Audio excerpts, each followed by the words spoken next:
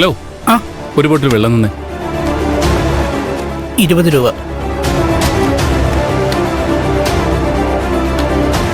ശരി മോനെ.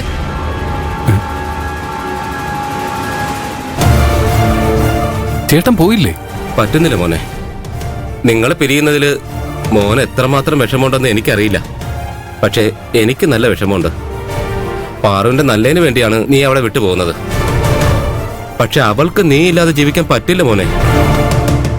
വെറുതെ ഓട്ടോ ഓടിക്കുന്ന ഞാനെന്തിനാ ഈ വിഷയത്തിൽ ഇത്രയും താല്പര്യം എടുക്കുന്നെന്ന് മോന് തോന്നുന്നുണ്ടാവും.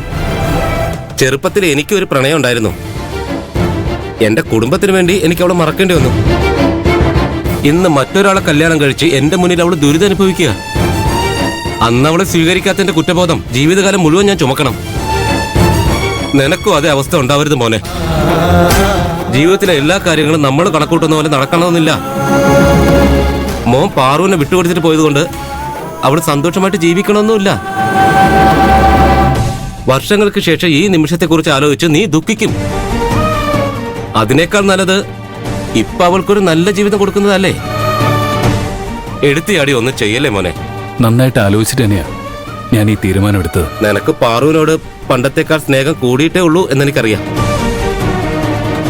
ഇപ്പോഴും നീ സ്വന്തം സന്തോഷത്തെക്കാൾ കൂടുതൽ പ്രാധാന്യം അവൾക്കാ കൊടുക്കുന്നത്.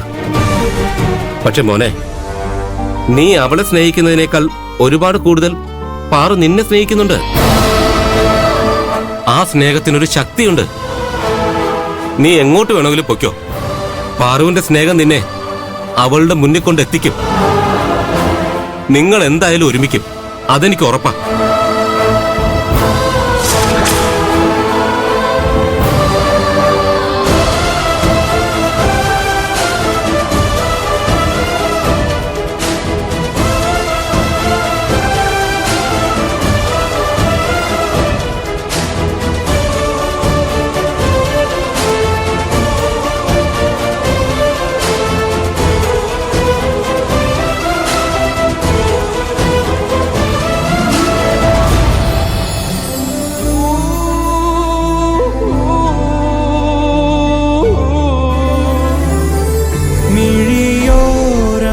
പകലാകൂ നിധിയേ നീ കണിയാകൂ ഈ മനേരം പിരിയാതെൻ കണ്ണേ.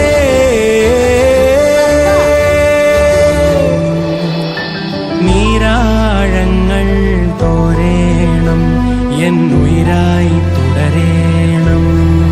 തന്നത്താനേ തീരുന്നെന്നോ തീരാനോ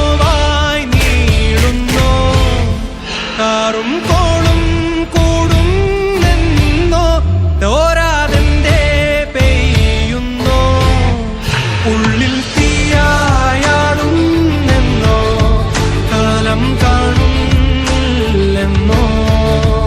രാവും ദൂരെ ചായും എന്നോ നേരം താനേ തീരുന്നോ.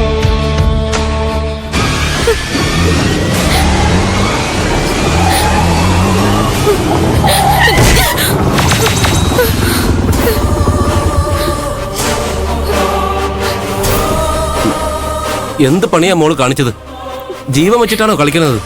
മോക്കൊന്നും പറ്റിയില്ലല്ലോ. ചേട്ടാ, എന്റെ ഗന്ധർവൻ ആരാണെന്ന് ഞാൻ കണ്ടുപിടിച്ചു.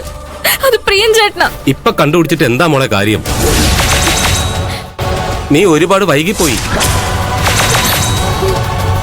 പ്രിയനെ ബസ് സ്റ്റാൻഡിലാക്കിയിട്ടാ ഞാൻ വരുന്നത്. അവൻ നാട് വിട്ട് പോവാണെന്ന് മനസ്സിലാക്കിയപ്പോ ഞാൻ നിന്റെ ഫോൺ വിളിച്ചു.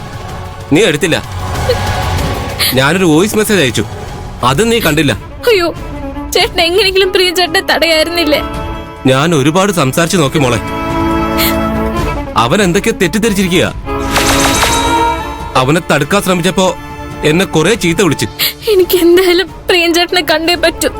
ഗന്ധർവനെ കുറിച്ചുള്ള സത്യം ഞാൻ മനസ്സിലാക്കിയെന്ന് അറിഞ്ഞിട്ടും പ്രിയൻ ചേട്ടൻ എന്നെ വിട്ടു പോവോന്ന് എനിക്കറിയണം. ബസ് പോയി കാണോ ചേട്ടാ? അറിയില്ല മോളെ. എന്നെ ആ ബസ് സ്റ്റോപ്പിലേക്ക് ഒന്ന് കൊണ്ടുപോവോ? അതിനെന്താ, മോള് കേറ്.